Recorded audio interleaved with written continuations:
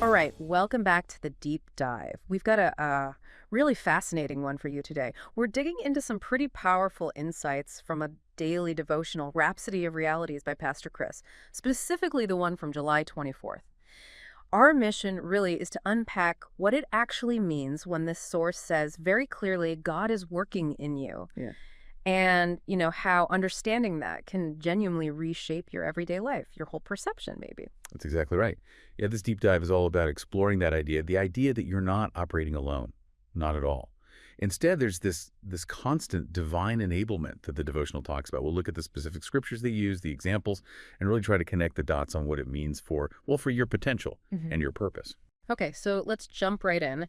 The foundational promise, the devotional, kicks off with Philippians 1:6. It says, "Being confident of this very thing, that he which hath begun a good work in you will perform it until the day of Jesus Christ."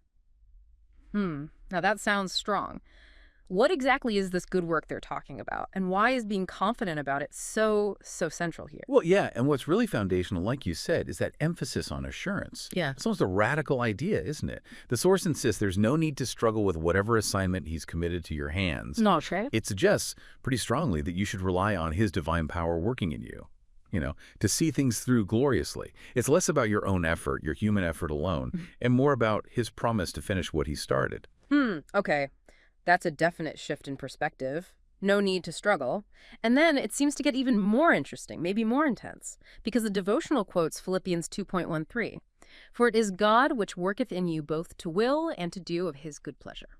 That sounds like it goes beyond just helping out. It suggests something internal, like a transformation. Exactly. Yeah. It's deeper. If we connect this to the bigger picture, like the devotional does, it means God is actively working in you. He's inspiring you, enabling you, shaping your desires even, to fulfill his divine purpose.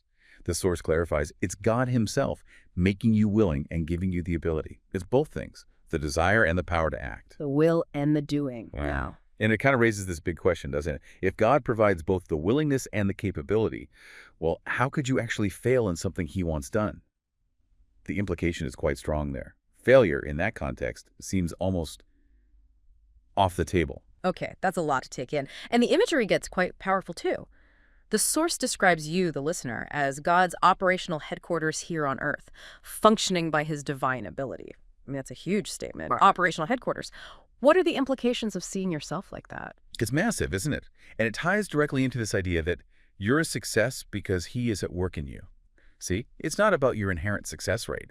It shifts your whole self-perception away from maybe feeling inadequate toward understanding the divine capability flowing through you.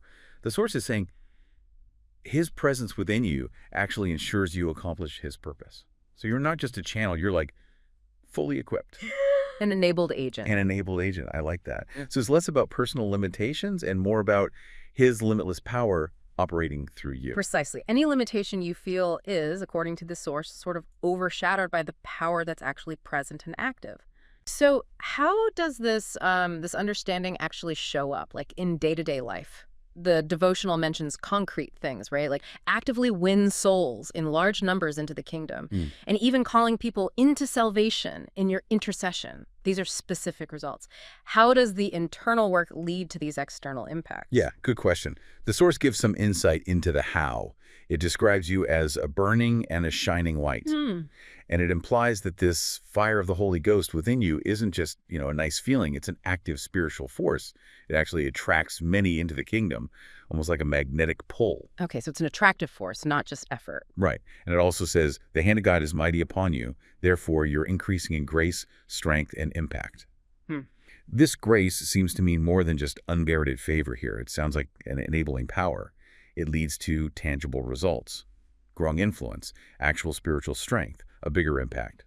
Your efforts become, supernaturally effective because of him working in you. That makes sense. It connects the internal reality to external effectiveness. And to really hammer this home, this idea of sufficiency, they bring up Gideon, Judges 6:14, where the angel tells him, "Go in this thy might." Even though Gideon felt, pretty weak, right? Yeah. How does Gideon's story fit with this idea that what you have right now is enough? It's a really crucial illustration, I think, because Gideon absolutely did not feel mighty, and the devotional draws that direct parallel. It says, what you have is sufficient. Christ in you is enough. God at work in you is enough. Mm. It really emphasizes that the divine presence already inside you is all the power, all the capability you actually need, just like Gideon's might wasn't his own strength, but God with him. Your sufficiency, according to this source, comes from Christ in you. Mm. It essentially removes the basis for feeling inadequate for whatever God asks. Christ in you is enough. Wow. What a deep dive this has been, really digging into this idea that God isn't just, alongside you somewhere, but actively working inside you, providing the will, the ability. It's a very powerful way to look at your own potential, isn't it? And this divine enablement. It absolutely is, yeah. Understanding God as this active internal force, it really does change how you might see your own capabilities, your limitations. And it leads to, I think, a really important question for you listening right now. How might acknowledging this inherent divine power within you, how might that actually change the way you approach things from here on out? Your challenges, your goals, maybe even just how you see yourself when you look in the mirror. Definitely something to ponder as you go about your day, something to think about regarding what you're truly capable of. For more information on how you can grow spiritually using Rhapsody of Realities, please visit our website, www.rhapsodyofrealities.org, or you can also visit rin.rhapsodyofrealities.org/salvation. Thank you.